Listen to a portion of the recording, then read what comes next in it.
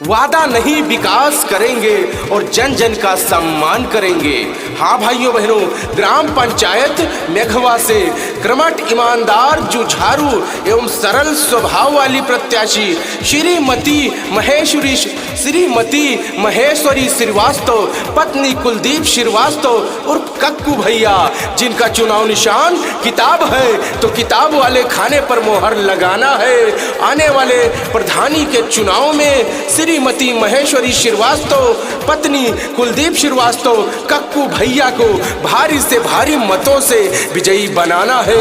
इनको अपना प्रधान चुनना है, इनके हाथों को मजबूत बनाना है। तो हाँ भाइयों बहनों, भूल न जाना, किताब किताब किताब, हम सब का प्यारा चुनाव निशान किताब, आप सब का प्यारा चुनाव निशान किताब, गरीब मजलूम भाइयों का प्यारा चुनाव निशान किताब, पूरे मेघवा क्षेत्रवासियों का चुनाव निशान किताब, भाई एवं बहनों का प्यारा चुनाव निशान किताब, आवाम जनता का प्यारा चुनाव निशान किताब, सभी क्षेत्रवासियों का चुनाव निशान किताब, जन जन का प्यारा चुनाव निशान किताब, छोटे बड़े बच्चों बुजुर्गों का प्यारा चुनाव निशान किताब, किताब किताब किताब। तो हाँ भाइयों बहनों, किताब को ना भुलाना, क्योंकि किताब को पढ़कर सभी लोग अपने भविष्य में आगे बढ़ जाते हैं। कोई बाबू बन जाता है, कोई डीएम बन जाता है, कोई एसडीएम बन जाता है, और कोई किताब पढ़कर एक से एक विकास कार्य को करता है। तो हाँ भाइयों बहनों, किताब को ना भुलाइएगा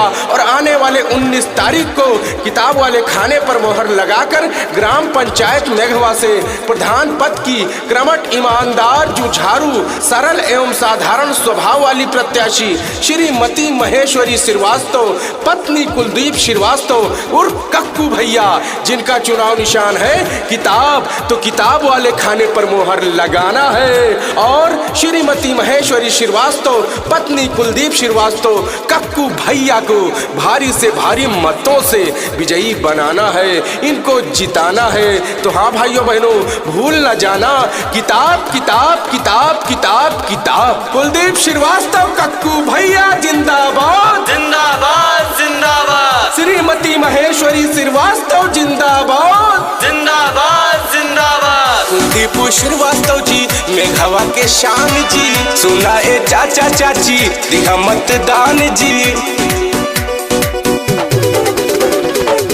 कक्कू भैया जी मेघवा के शान जी, सुना ए चाचा चाची दिया मतदान जी।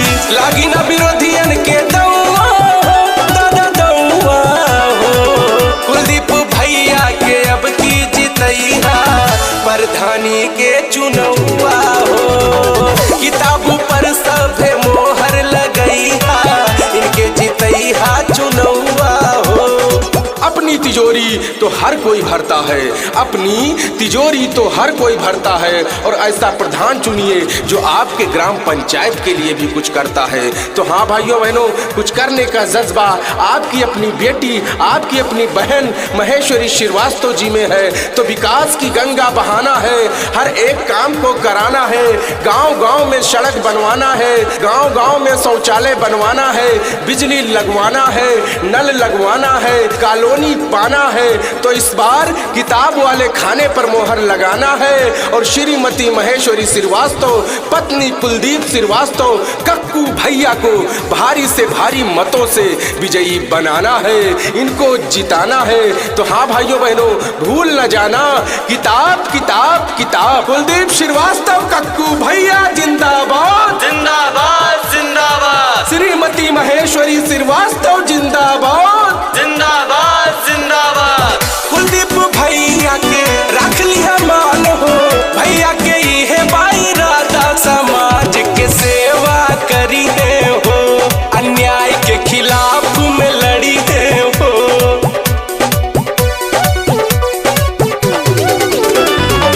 कुलदीप भैया के रख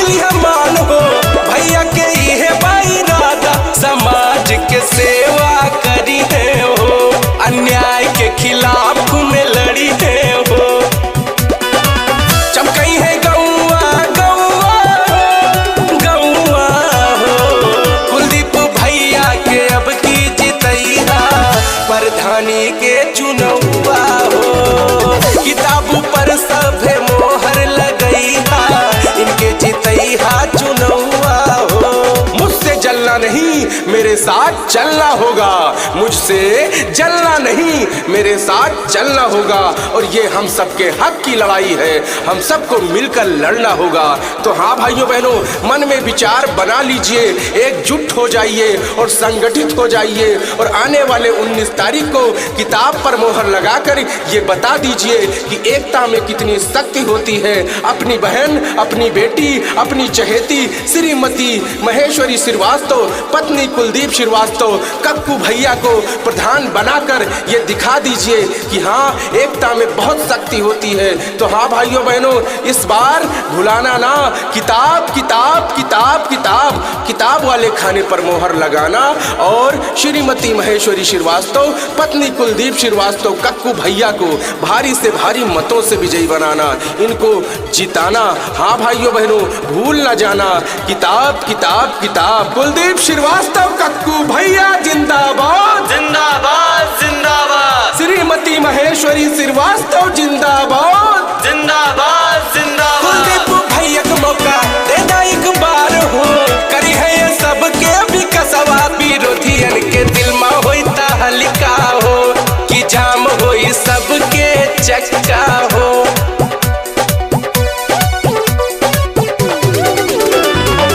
कुलदीप भैया को मौका दे दा एक बार हो, करी है ये सबके विकसवा, विरोधियन के दिल में होता हल्का हो, कि जाम होई सबके चक्का हो। छुए तो सबके पौआ हो, सबके पौआ हो, कुलदीप भैया के अब की जितैया, प्रधानी के चुनौआ हो, किताब पर सभे मोहर लगैया, इनके जितैया चुनौआ हो। श्रीमती महेश्वरी श्रीवास्तव, पत्नी कुलदीप श्रीवास्तव, कक्कू भैया का कहना है कि अगर ये प्रधानी का चुनाव जीत गए तो गांव का बच्चा बच्चा प्रधान होगा। सरकारी योजनाओं को ये गांव तक लाएंगे, जहां सड़क नहीं है वहां सड़क बनवाएंगे, जहां बिजली नहीं है वहां बिजली लगवाएंगे, जहां शिक्षा का अभाव कम है वहां शिक्षा का अभाव बढ़वाएंगे। गरीब मजलूम असहाय सभी भाइयों की सुनवाई करेंगे और जिनका राशन कार्ड नहीं बना है उनका राशन कार्ड बनवाएंगे और मानक के आधार पर सही रूप से गल्ला वितरण कराएंगे। तो हाँ भाइयों बहनों, ऐसे विकासशील प्रत्याशी को भूल न जाना और किताब वाले खाने पर मोहर लगाना। श्रीमती महेश्वरी श्रीवास्तव, पत्नी कुलदीप श्रीवास्तव, कक्कू भैया को भारी से भारी मतों से विजयी बनाना, इनको जिताना, इनको अपना प्रधान चुनना। कुलदीप श्रीवास्तव, कक्कू भैया जिंदाबाद जिंदाबाद जिंदाबाद, श्रीमती महेश्वरी श्रीवास्तव जिंदाबाद जिंदाबाद जिंदाबाद। रखिए ख्याल भैया गौवा जवरिया के, भैया बहनी बूढ़े और जवनवा सभी के सम्मानवा करिए हो, सभी के ख्यालवा रखिए हो।